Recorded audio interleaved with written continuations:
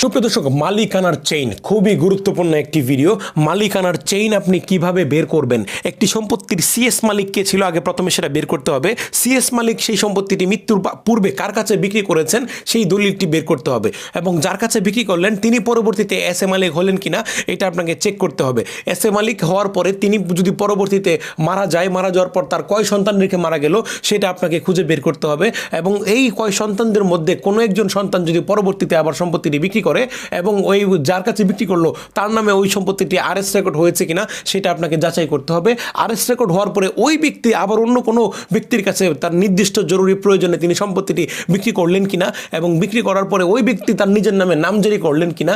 এইভাবে আপনি সিএস থেকে ধরে ধাপ বাই ধাপ, স্টেপ বাই স্টেপ আপনি বায়া দলিলগুলো চেক করবেন, খতিয়ানগুলো চেক করবেন, একটার সাথে একটা লিঙ্ক যদি আপনি পেয়ে যান, এভাবেই কিন্তু আপনি একটি মালিকানার চেইন আপনি খুঁজে বের করবেন, এবং চেইন যদি সঠিক থাকে তাহলে ওই সম্পত্তিটি পানির মতো পরিষ্কার।